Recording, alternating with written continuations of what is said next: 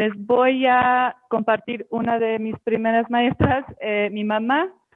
Una pregunta. Entonces, la Gran Fraternidad Universal, la primera escuela que se abrió aquí en México, ¿es verdad? Escuela de Bueno, yoga, quiero decir. así es, que fue al que yo asistí porque mi papá me llevó allí y también yo me encontraba estudiando en el IMBA, estaba yo con Alejandro Jorodowski haciendo pantomima, no sé si alguno de ustedes ha oído de él, pero en esa ocasión él ya estaba aquí en México enseñando, él nos habló un poco del yoga y cuando mi papá me llevó al instituto, O sea, me pareció fenomenal. el maestro estaba, el maestro Jodorowsky estaba estudiando ahí y, y fue el que te dijo, ah, pues si quieres estudiar más puedes ir con este maestro. ¿O fue tu papá? No, el maestro Jorodowski daba clases de teatro y pantomima en el Instituto Nacional de Bellas Artes, donde yo estuve con él y también estuve en su compañía por 2 años.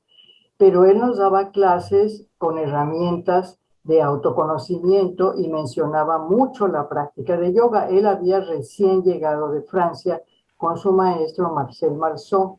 Entonces, cuando mi papá me invitó a estudiar yoga, y le conté yo a Alejandro, fíjate que voy a estudiar yoga. Ah, maravilloso, me dijo, por favor, adelante.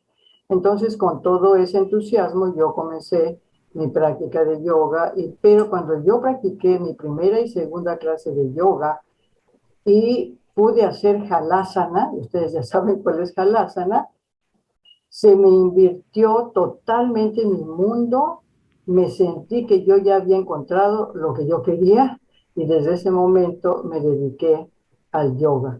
Seguí un poquito con Alejandro, pero después me fui a Nueva York y de ahí, cuando yo regresé a México, yo le enseñé yoga al grupo de Alejandro Jorodowski en el Instituto Nacional de Bellas Artes y él estaba feliz porque me dijo, qué bueno que encontraste ese camino tan hermoso.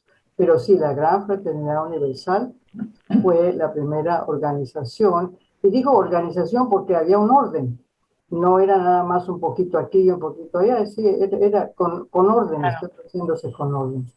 claro, claro. Cambiando un poco la frecuencia, es que al estudiar empecé a conectar y ver similitudes como entre la India antigua y el México antiguo.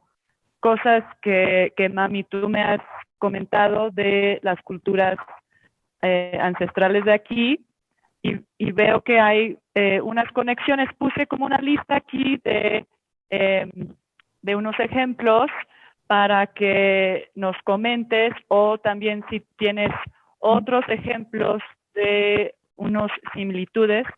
Es esta idea de tanto en el hinduismo y en la interpretación de culturas mesoamericanas, hay este error que hace mucha gente, que es hablar de los muchos dioses.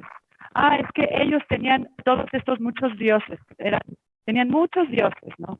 Y eso es como un error que he visto en ambos, donde en el hinduismo, la verdad, aunque hay muchos símbolos, son, son símbolos que tienen que ver con el desarrollo humano, con el desarrollo de conciencia. Entonces sí vemos todas estas imágenes, ¿no? De Shiva, de Vishnu, de Brahma, de Durga, de Saraswati, o sea, son muchos, pero eso no quiere decir que son dioses, sino que son como símbolos de algo más grande. Al fondo sí reconocen como la unidad de todo. Igual con las culturas mesoamericanas, lo que he aprendido de ti, mami, es que sí hay muchos símbolos de diferentes, como, sí, símbolos sagrados, ¿no? Que luego les decimos dioses porque como que no tenemos otra palabra, pero es como igual con el hinduismo, que no son dioses, digamos, son símbolos del desarrollo humano, ¿no? Y pues algunos de ellos eh, nos puedes compartir sus nombres también de los diferentes símbolos que parecen como dioses. Muchas gracias por traer esto a colación, Iris. En realidad, sí, la similitud del hinduismo y de la Toltecayotl, porque así es como nuestros antepasados y antepasadas de la náhuatl, que es el nombre original de Mesoamérica, todos los que tenemos raíces anahuacas, estamos ya viendo cómo es que cuando las naciones, por ejemplo, las personas de la India y las personas de la náhuatl, sufrimos una colonia allá de Gran Bretaña, aquí de España. Entonces, esas personas llegaron con sus propios puntos de referencia y pensaron que tanto en la India como en el Anáhuac teníamos muchos dioses. En realidad, lo que estamos aprendiendo ahora es que en ambos lugares los sabios, las sabias, eran sumamente educados en muchas ciencias, principalmente de la naturaleza, eran biólogos, eran astrónomos, eran astrólogos, etc. Entonces ellos tenían un respeto muy grande por las fuerzas naturales, pero también por las fuerzas universales. Entonces, tanto Shiva como Durga, como Tezcatlipoca, como Quetzalcóatl, son símbolos, son representaciones de fuerzas naturales, pero a veces también son fuerzas universales. Por ejemplo, a mí me encanta la historia de Durga, que tiene esa capacidad, esa fuerza, esa motivación en todas sus leyendas. Es una enseñanza maravillosa.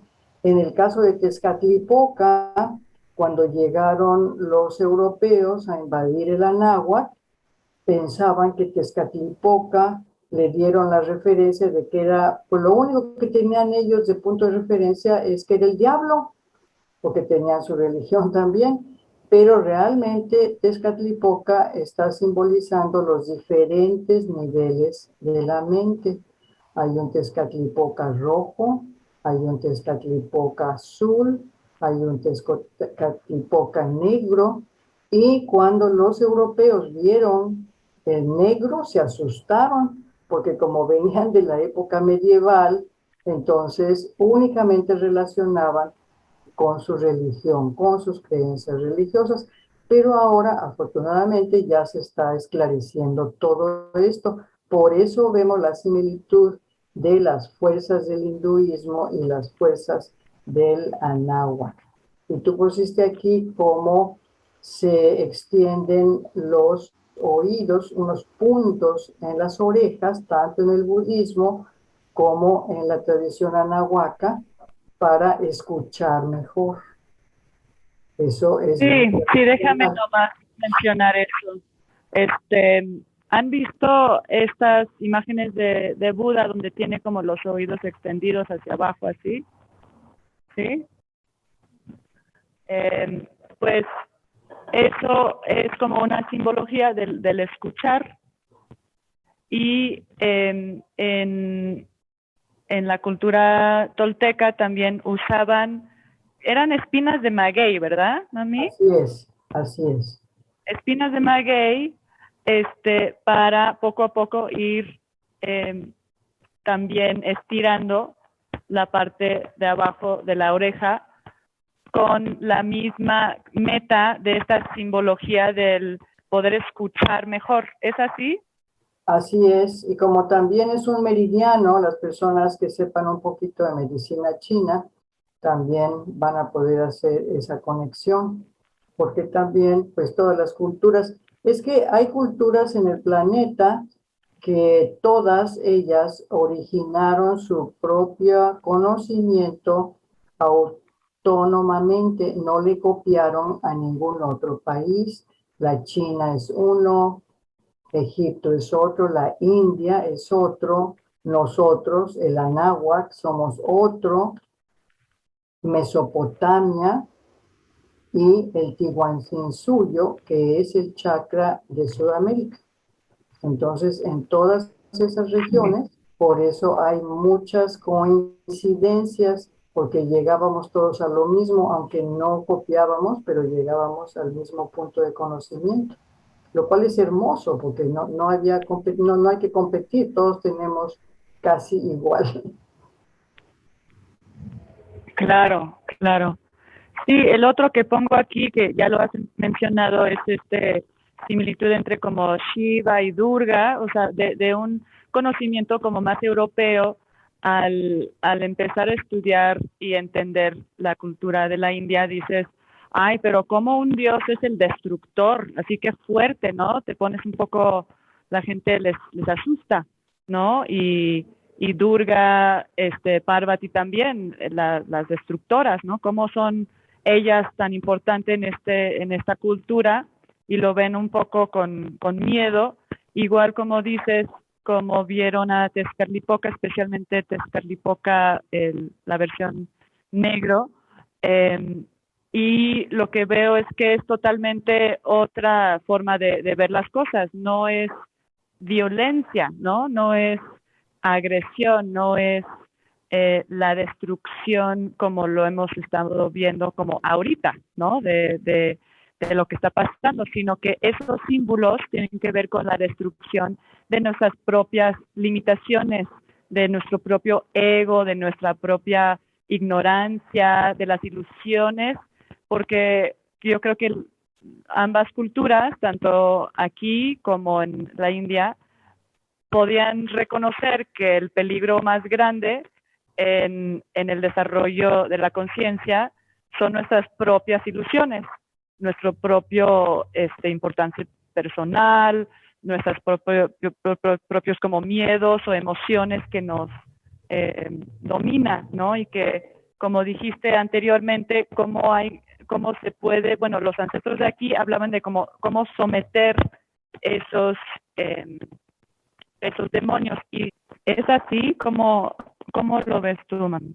Sí, así es, exactamente, Iris, muy bien explicado, porque nosotros estamos buscando todos, también se habla mucho de la paz, pero después nos confundimos, por ejemplo, cuando leemos el Bhagavad Gita y es un campo de batalla, entonces dice uno, bueno, un momento, pues, ¿cómo es eso de que le están en un campo de batalla, se le está dando toda la enseñanza? Y también en el Anáhuac se especificaba mucho que cada uno de nosotros teníamos que entrar al conocimiento interno y empezar a convertirnos en guerreros y en guerreras espirituales, porque eso que llamamos ahora ego o la importancia personal, teníamos que entrar en una lucha. Pero ahí viene la divergencia en las filosofías. ¿De qué manera es que tal o cual filosofía le indica a sus guerreros cómo es que va a controlar o someter, o algunas filosofías hablan de desaparecer el ego? Bueno, hay muchas maneras, ¿verdad? Pero tanto dentro de la India como dentro de la náhuatl hablamos del sometimiento, pero hay que conocer esas fuerzas naturales de Shiva y de Durga, porque son ciclos naturales que se dan en la naturaleza, que se dan en el cosmos y que se dan en nuestra parte psicológica. Entonces, nosotros en el Anáhuac, a lo mismo que en la India, en el hinduismo, somos guerreros, guerreras espirituales que queremos someter a nuestros enemigos internos. Para mencionar uno, cada vez que yo reacciono hacia algo, ese es uno de mis enemigos internos. Y qué bueno que reaccione para que me dé cuenta quién está reaccionando. ¿Esa soy yo? No, esa reacción es un pensamiento, es un concepto, es una creencia que yo leí en un libro o que copié de alguien, pero en realidad yo, ¿qué es lo que yo pienso? ¿A qué estoy reaccionando? Entonces, en vez de convertirnos en reaccionarios, nos convertimos en seres de luz que generamos a través de ese sometimiento, generamos lo que verdaderamente somos, la luz, el amor, la paz. Exactamente, sí. Así es, así es. Eh, y puse aquí también otro conocimiento que tiene que ver con muchas tradiciones de yoga, de meditación, tienen esta meta de que estamos entrenándonos para que al momento de morir podamos accesar como esas virtudes, ese pensamiento eh, positivo, ese pensamiento de luz, como describes, porque en la India piensan que donde está tu mente en ese momento de muerte es a donde vas. Y lo que entiendo también de las culturas originarias aquí de México es que pensaban lo mismo, ¿no? Que estaban entrenando su conciencia, su mente, porque sabían o entendían o creyeron que donde está tu mente al momento de morir, vas a ese reino. Y ellos hablan de reinos, ¿verdad? Como diferentes lugares donde podías ir. Así es, y en realidad la diferencia es que en el nivel religioso en el que estamos rodeados, se habla de que si yo me porto bien ahorita, cuando me muera, me voy a un lugar muy bonito, pero si me porto mal, me voy a un lugar muy feo. Ese punto de vista no estaba dentro ni del hinduismo ni del anáhuac, sino que se hacía el trabajo de guerrero espiritual, pero en el momento de muerte, todo dependía. Si la persona se ahogaba, por ejemplo, si se moría por agua, de alguna manera, entonces se iba a Tlatocan. Y es muy hermoso las personas que puedan ir a las pirámides de Teotihuacán, que ahí hay un mural donde describen lo que se traduce como el paraíso o el campo de Tlaloc, a donde se iban las personas que morían por agua. Y están todas las figuritas felices de la vida, jugando, cantando, comiendo, y la vida seguía. Pero todo dependía, tienes razón, de a dónde estaba la mente en el momento de que uno dejaba su cuerpo físico. Qué interesante. Y bueno, por último, en este tema de esta fusión que estamos viendo, eh, solo comento aquí de la imagen de la calavera y puse aquí la imagen al lado derecho de las calaveras. Creo que es aquí en Tenochtitlan, ¿verdad? Son, Zompantli. Zompantli. Y pues lo que quería comentar ahí es que luego hay como esta idea errónea de los mexicanos, ¿no? Como que todo lo mexicano ya es una calavera y eso de una como una perspectiva extranjera o quizás no tan educada, piensan, sí, pues es que la muerte, ¿no? Es la muerte, la calavera, la muerte, ¿no? Sí, que todos estaban obsesionados con la muerte antiguamente, antes de que vinieran los europeos. Y que lo que yo entiendo a través de lo que me has compartido, Mami, es que tenían otros símbolos que tenían que ver con la muerte y que el símbolo de calavera no era el símbolo de la muerte, sino que era el símbolo como de la parte más profunda de las personas y que era un símbolo que usaban para conectarse a la profundidad de cada persona, porque es lo que resta cuando nos morimos. Decían, pues qué maravilla que se deshace todo el cuerpo menos los huesos se quedan ahí, ¿no? Y que representaba esa parte profunda. Y en la práctica de Tantra, igual tienen imágenes de Durga, que tiene una calavera, de hecho es solo la parte superior de la calavera, y adentro ahí tiene, lo está usando como tazón, como un vaso, está tomando de ahí. Igual puedes ver eso de una perspectiva y que como que te da miedo, pero igual en la tradición tantra no tenía que ver con muerte, no tenía que ver con rituales de este tipo, tenía que ver con la profundidad, o sea, la parte más profunda de la persona. Sí, volvemos de nuevo al punto de referencia que tenían los invasores al llegar a la náhuatl. Ellos venían de Europa, donde había muchísimas guerras y donde había mucha epidemia, mucha peste. Entonces, estaban ellos rodeados de cadáveres que morían en las epidemias, porque como ya hemos visto en lo que nos ha tocado a nosotros, hay veces que no hay lugar donde enterrar a la gente, entonces de ahí venían ellos. La primera vez que ven una calavera en las estatuas o en los códices, en nuestros libros, que también fueron quemados, pues inmediatamente, ¿a qué lo conectan? Pues a las calaveras que acaban de dejar en Europa. Entonces, muerte, ellos le ponen que es la muerte.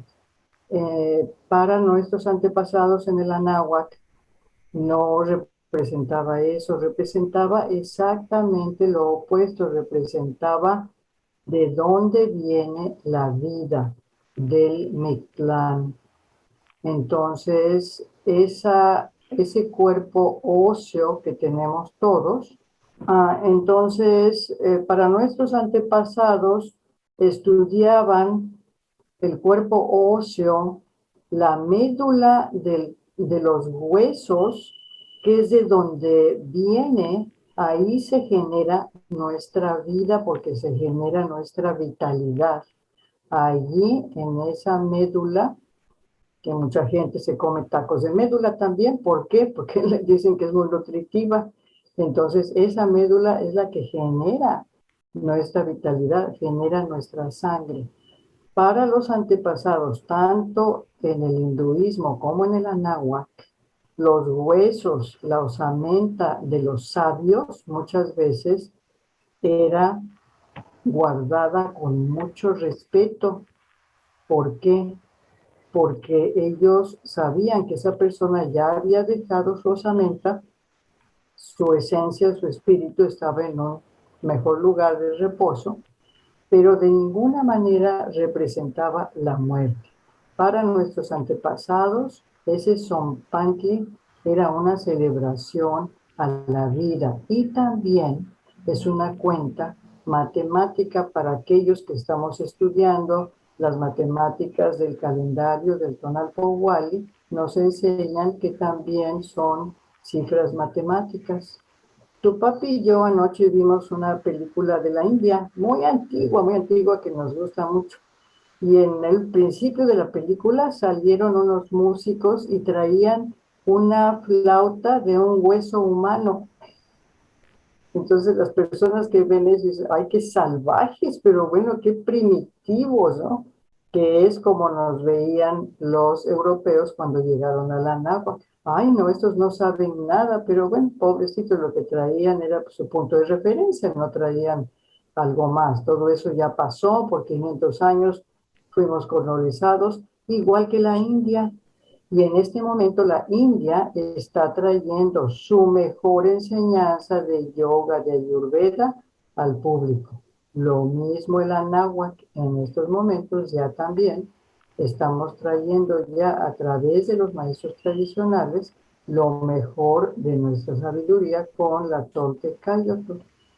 Y los antepasados en el Anáhuac, para representar la muerte en nuestros libros de pintura, la representaban como un bulto funerario, porque así se enterraba a veces a las personas en un bulto funerario si es que no se las incineraba, sino se las quemaba. Bueno, última pregunta. ¿Tú crees que los ancestros originarios aquí de México practicaban algo parecido a la yoga? Y puse aquí Chacmul, que parece que está en Navasana, ¿no? Bueno, muy buena pregunta, Iris, porque esa pregunta yo me la hice por muchísimos años después de que comencé a practicar yoga, que supe que venía de la India, etcétera, y me dediqué a ir al instituto, al Museo de Antropología e Historia y a ver todas las figuras que hay ahí y tomarles fotos. Y tenía yo todo un programa en donde yo presentaba las fotos de los antepasados de muchas de las culturas, porque México es un país muy diverso en culturas, no nada más de México, Distrito Federal, sino de muchas otras naciones, todas en posturas de yoga, pero de las más difíciles. Entonces yo hacía un programa y trataba yo de explicar cuando todavía no había yo logrado encontrar maestros de conocimiento, maestras de conocimiento que me pudieran enseñar cómo leer los libros que tenemos pintados de códices, cómo ahora ya están sacando enseñanzas en donde nos damos cuenta que definitivamente todas las naciones, no nada más de la náhuatl, sino en Sudamérica, los incas, los aymaras, todas las naciones del norte, donde ahora se le llama Estados Unidos, todas esas naciones ya tenían prácticas de conocimiento personal, artes marciales, prácticas de ejercicios, prácticas para guerreros, o sea, era un caudal de sabiduría. A mí me llevó muchos años contestar esta pregunta para mí misma y me puse a estudiar por muchas naciones, tribus del norte, donde viví en Estados Unidos, donde tú naciste en California, y al llegar a México, a Teotihuacán, a la Ciudad de México, encontrar los maestros tradicionales, es una felicidad muy grande para mí decir sí. En México, en el Anáhuac, había prácticas, disciplinas muy firmes y además muy severas, no tan fáciles como la tenemos ahora. Sus prácticas eran muy severas, se practicaba un tipo de yoga, no le llamaban yoga, pero le llamaban la Toltecayotl, la filosofía, toda la síntesis de conocimientos de los toltecas, pero toltecas con corazón. ¿Y cómo se encontraba eso? Dialogando con tu propio corazón. Así es como ellos practicaban lo que ahora nosotros conocemos como el yoga que viene de la India. Gracias, mami.